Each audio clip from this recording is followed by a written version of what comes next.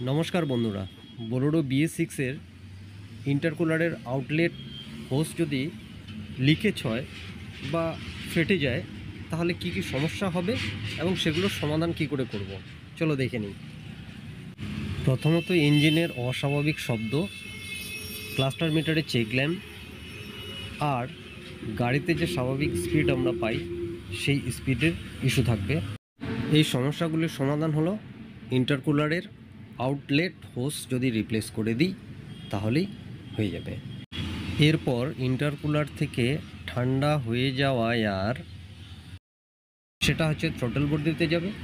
Throttle body selection করবে যে আমি কতটা এয়ার ইঞ্জিনে পাঠাবো। তো সেই হোসটাই যদি আমাদের ছিদ্র হয়ে থাকে বা লিকেজ হয়ে থাকে তাহলে সঠিক পরিমাণে এয়ার ইঞ্জিন পাবে না, তার জন্য ইঞ্জিনের আওয়াজটা বেড়ে যাবে আর পিক আপ আমরা পাবো না। এই সমস্যার জন্য কি হয়, অনেক সময় গাড়ির রিজেনারেশনও করতে হতে পারে, আর রিজেনারেশন না করেও হয়ে যায় অনেক সময়। যদি সুটমাসটা যদি ঠিকঠাক থাকে তাহলে পরে রিজেনারেশন না করলেও হবে। এই যে হোস ছিদ্র হয়ে গেছে, অনেকে আবার হোসটাকে কী করে রিপেয়ার করে লাগিয়ে দেয়, কিন্তু আমরা সেটা করব না। আমরা নতুন হোস নেব, একদম ব্র্যান্ডেড মাহিন্দ্রার হোস নেব, নিয়ে হোস ফিটিং করে দেবো। হোস ফিটিং করার পরেই আমরা গাড়িটাকে স্টার্ট করব। স্টার্ট করে দেখব যে চেক ল্যাম্প নর্মালি যাচ্ছে কি না। যদি না যায় তাহলে ল্যাপটপ লাগিয়ে সেটাকে ইরেজ করতে হবে অথবা রিজেনারেশন মারতে হবে। দেখো আমরা নতুন হোস নিয়েছি, নতুন হোস এখন লাগিয়ে দেবো। প্রথমে সে যেদিকেই খুশি লাগাও, ইন্টারকুলারের দিকে এক মাথা লাগবে আর একটা হচ্ছে থ্রোটল বডিতে, যেটা হচ্ছে ইনটেক ম্যানিফোল্ডের মধ্যে লাগানো থাকে থ্রোটল বডি।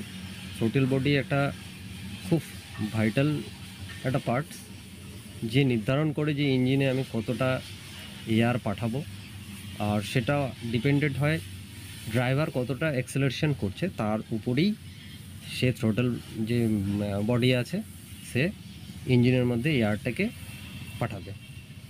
আর থ্রোটল বডির ভিতরে অবশ্য আছে যে ভাল্ভ লাগানো থাকে, সেই ভাল্ভ ওপেন হবে ক্লোজ হবে, ওপেন হবে ক্লোজ হবে। তো বন্ধুরা,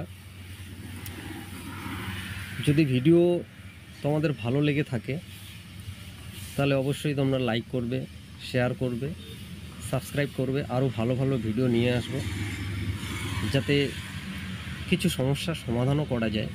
শুধু ভিডিওটা বানালে তো আর হবে না, যাতে তোমরা এখান থেকে কিছু শিখতে পারো সেটাই আমিও চেষ্টা করছি, যাতে আরও ভালো ভালো ভিডিও নিয়ে আসতে পারি।